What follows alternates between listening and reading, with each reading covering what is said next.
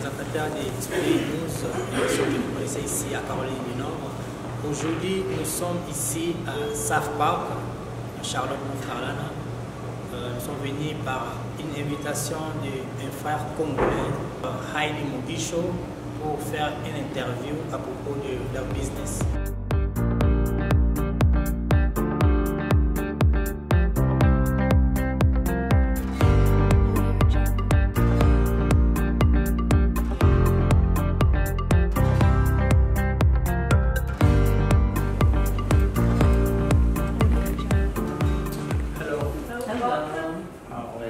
My name is Sadi. I'm here to see Heidi. All right, you can have a seat and we'll record it.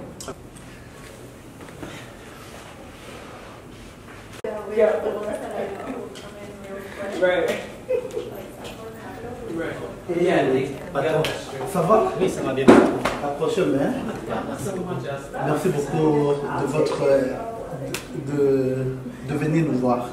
Merci. Bienvenue au siège mondial d'Abanchel. Merci. C'est ici qu'on fait le business. Merci beaucoup. Nous sommes ici au 12e étage. Oui. C'est ça, il y a de grands bureaux ici. C'est ça. Les bureaux ici qui font des millions, mais nous sommes aussi parmi de gens, des bons avocats. Il y a des gens qui font le finance. Nous sommes aussi dedans. Mais c'est ça, Ahadi Business Angel. Ah, c'est ça. Voilà. J'aimerais que vous visitez d'abord l'office. Hein. Oui, merci. Voilà. Merci. Ce sont les jolies femmes qui nous font vivre ici. C'est grâce à elles que nous sommes là.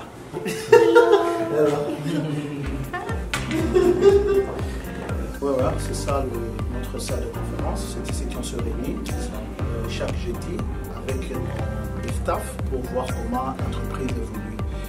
Si on a aussi un client qui est loin d'ici, voici le vidéo qu'on se sert. Si vous êtes à New York, on n'est pas besoin, avec la technologie, on n'a pas besoin de voyager pour aller voir les clients.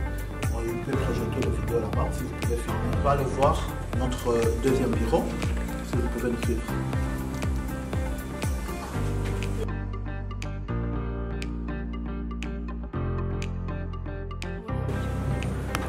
Wow. C'est ici que tout se déroule. Hein? C'est ici qui se déroule. Elle, c'est Marina, qui est chargée de l'administration et le service clientèle. C'est elle qui répond aux mails, qui appelle les customers pour leur rappeler qu'ils doivent payer. C'est deux choses comme ça. Celle qui prend tout le finance, c'est ça. Marina, tu peux dire quelque chose?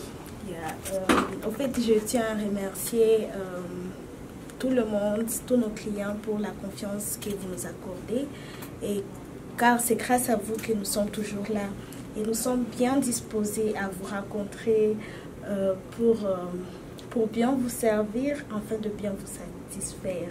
Venez nombreux et nous sommes là à votre disposition. Merci. Merci. Oui, on va aller encore visiter une autre partie de notre bureau. Oui.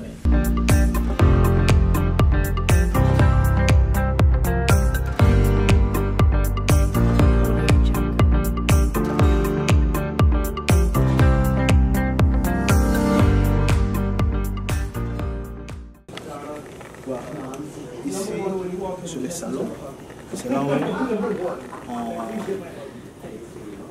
on fait les tuiles. On fait les tuiles quand vous venez. Un nouveau client, il doit d'abord être là-bas. Et puis, à partir de là, on fait beaucoup de deals. On doit faire la connaissance avec le client. C'est ici. Ok, maintenant, on va aller voir mon bureau.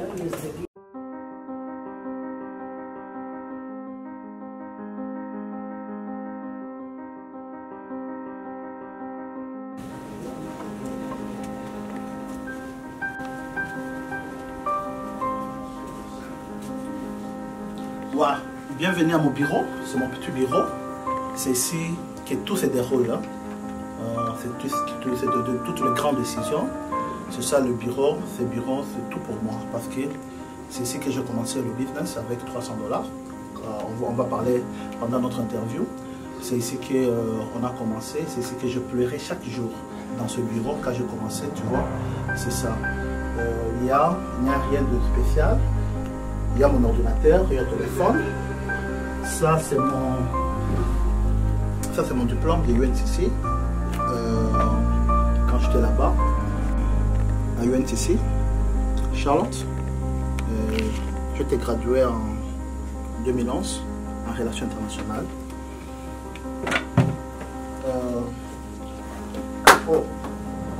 Sans à donner quand j'enseignais les Swahili à l'UNCC en 2010 jusqu'en 2012. Et c'est ça.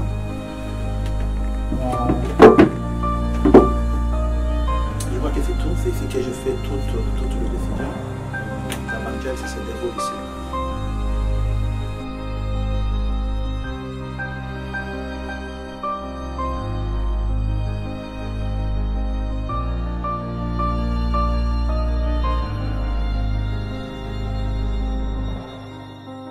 C'est notre salle de conférence. C'est ça. C'est ici qu'on se réunit chaque jeudi avec tout le staff.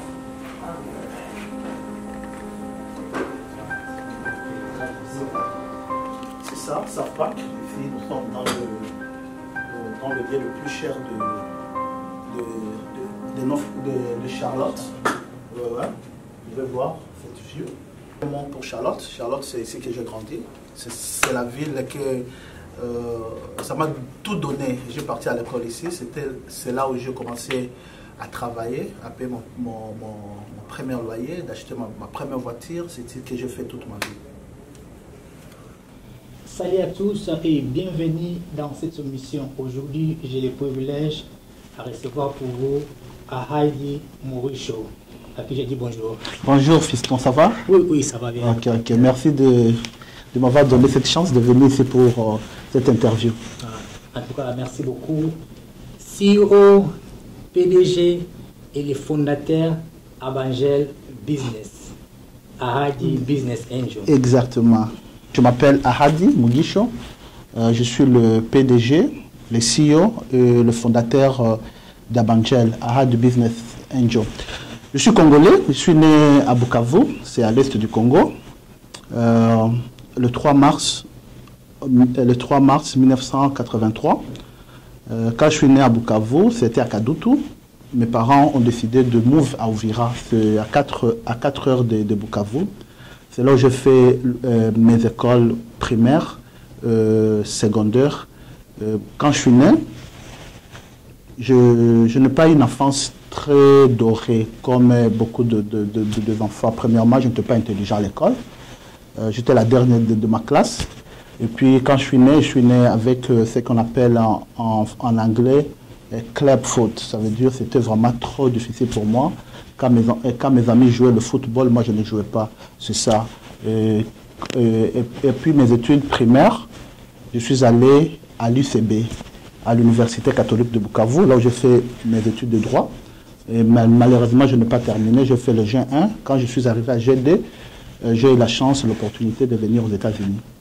C'est ça. En tout cas, merci. Maintenant, on va parler d'Abangel. Abangel, c'est quoi? Ouais, Abangel, c'est un start-up. C'est un start-up, c'est une plateforme qui connecte la diaspora, qui connecte la diaspora. Ce qu'on fait réellement, on connecte la personne qui a l'argent et la personne qui a le problème. C'est comme Yuba qui connecte quelqu'un qui a la voiture avec quelqu'un qui veut aller à l'aéroport ou bien downtown. C'est ça. C'est ce qu'on fait, c'est ça. Ça aide la diaspora avec de problèmes financiers. Vous avez un frère qui a eu le visa, loterie, mais qui n'a pas le ticket. Vous pouvez venir à Abangel, on va vous donner. Vous envoyez, qu'elle va venir, va payer petit à petit. C'est à partir de ces intérêts que nous payons les travailleurs, nous payons le loyer, et puis c'est ce qu'on fait. Vous avez maman est malade à Maman Emo, tu sais au pays pour aller à l'hôpital, il faut d'abord payer.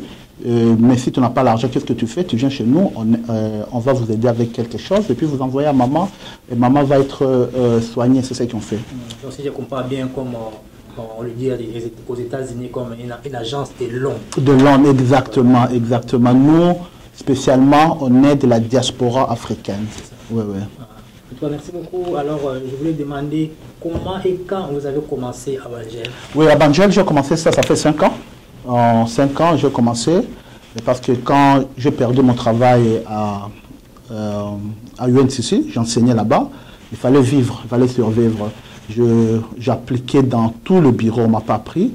Je suis allé travailler dans Warehouse. Vraiment, c'était trop difficile pour moi. Mais, parce que fallait me réveiller à 6 heures, le travail trop difficile. Mais je pensais, les Blancs là qui ont créé FedEx, UPS,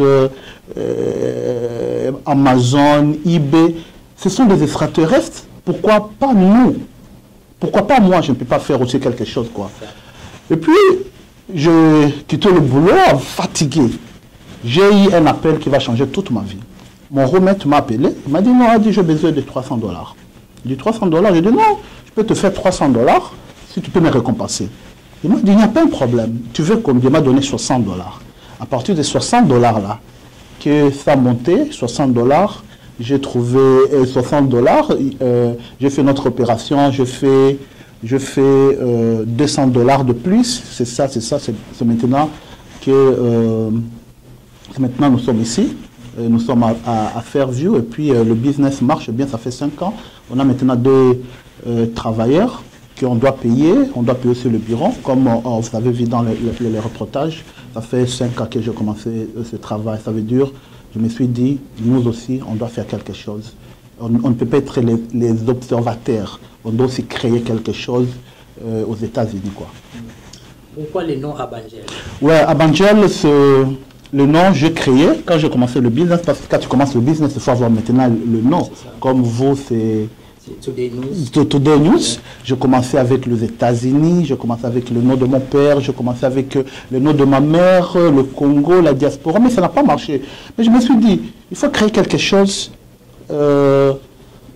J'ai eu l'idée, si je peux mettre mon nom, Ahadi, et puis Ahadi, qu'est-ce que fait? C'est le business. Angel, quand on donne un client qui a un problème vraiment grave, papa est mort à Kinshasa, maman est malade, comme ange, je dis vraiment, on peut dire Ahadi Business Angel. C'est ça qui...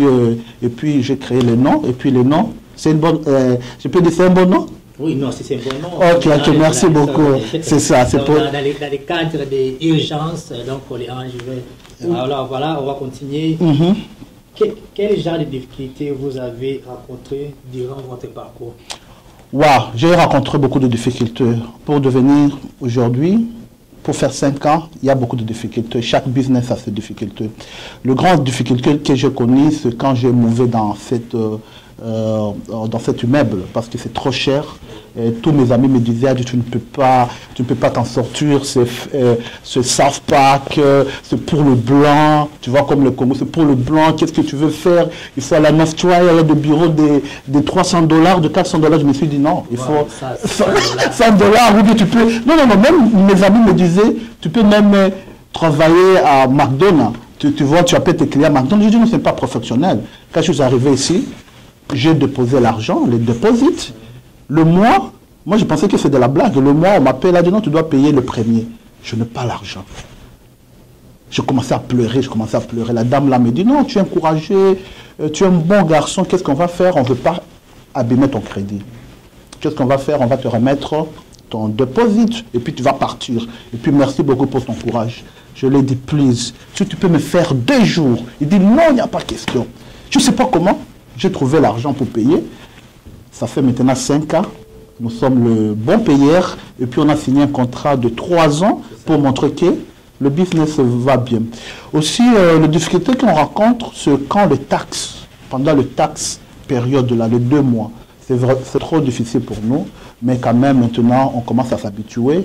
Ce sont des difficultés qu'on rencontre. Donc, des moments de taxes parce que les gens ont l'argent. Non, tout le monde devient boss. Hein. Tout le monde devient boss. Alors, personne ne vient pas pour notre service, mais quand même, ça va après 2 mois, les choses marchent encore. Quel genre de projet vous comptez faire dans 2 ans, 6 mois? Ouais. Le grand projet, dans 2 mois, nous sommes en train de travailler avec l'informaticien David, le mari de Natacha, que je salue au passage. On est en train de faire un website. Ça veut dire, parce que beaucoup de gens m'appellent à minuit, a dit, maman est malade, a dit, il y a un problème au pays, tu vois, tout ça, ça va terminer. Ça veut dire, vous allez commencer à aller sur le website, faire votre demande de l'assistance là-bas, et puis le matin, on va venir, on va vous contacter après avoir vous téléphoner, c'est ce qu'on va faire parce que Trump, il a une organisation, tu ne peux pas appeler Trump pour faire la réservation d'un hôtel, non, il a le website, il y a tout ça, c'est ce qu'on doit faire. Et aussi dans 2 ans, si je vais lever, c'est ce que je dis, on va aller à Kentucky pour ouvrir une petite agence là-bas, et puis on va essayer d'aller aussi à 10 pour aider la communauté africaine là-bas, et on va voir comment ça va se dérouler. Que faites-vous dans 10 ans? Dans 10 ans, c'est un grand projet. Parce que, qu'est-ce que moi je veux faire? À Banjel, moi je veux qu'à Banjel soit une banque africaine. Comme toute une nation, chaque peuple, chaque nation a le moyen de vivre, sa manière de vivre. Exemple typique, vous êtes avec Bank of America par exemple pendant 10 ans.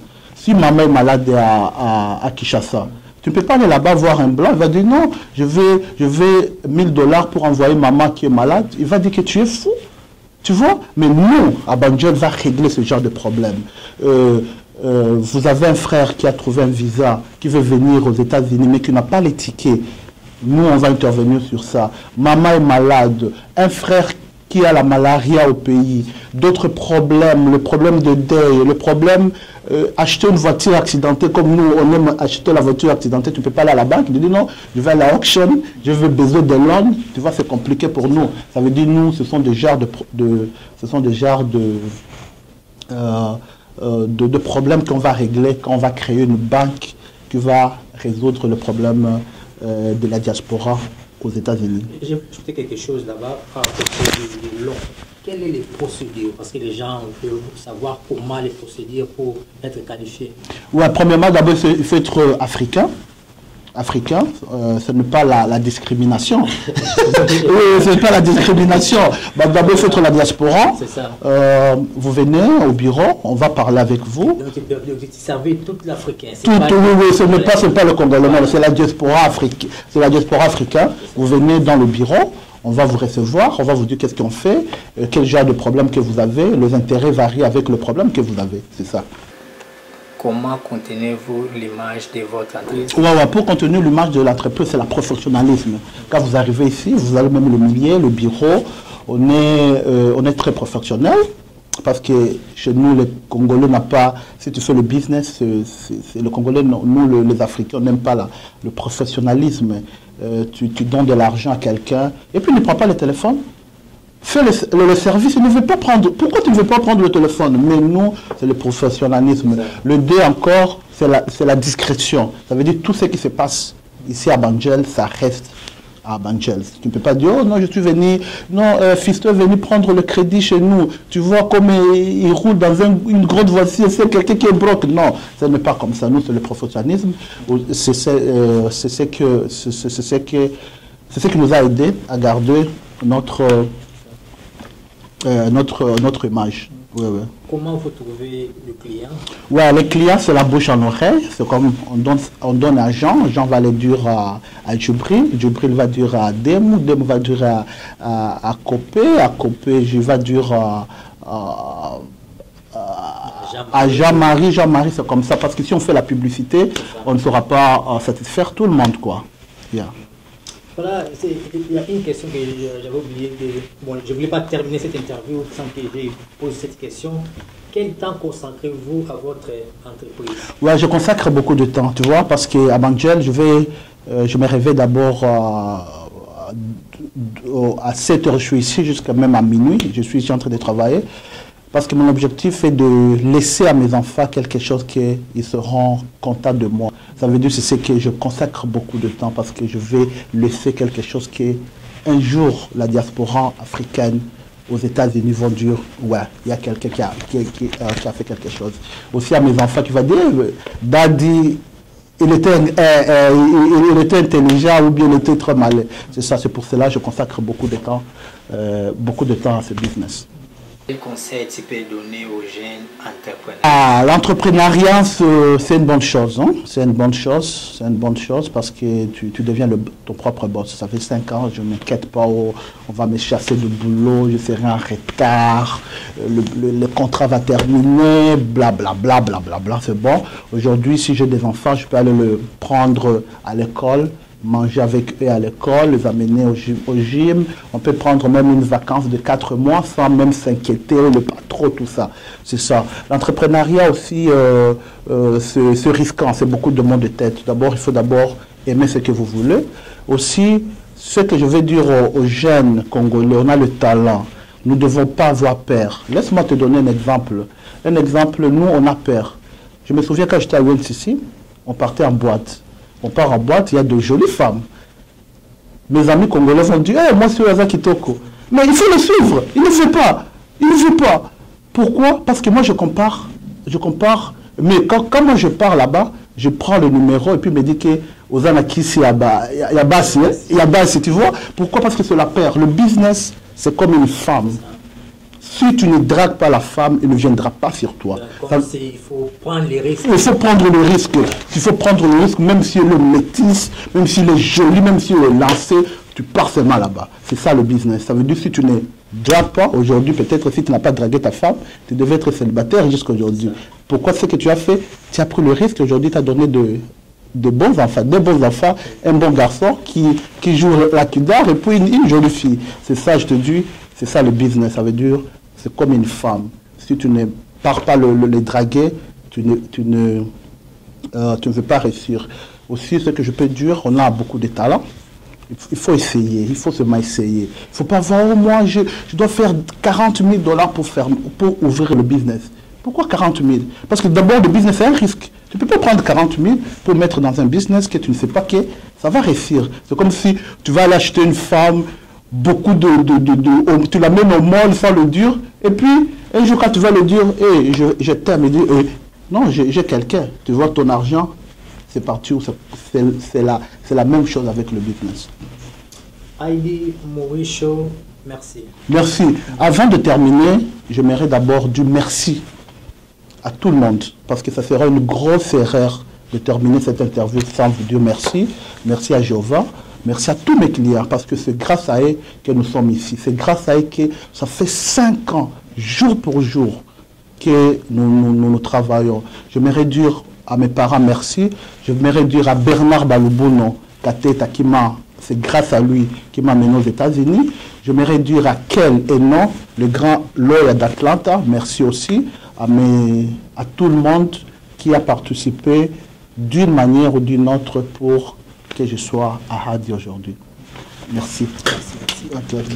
Ok, merci beaucoup, Fiston. Merci à vous aussi, chers amis. On te voit très bientôt. Merci à l'ITES, le caméraman.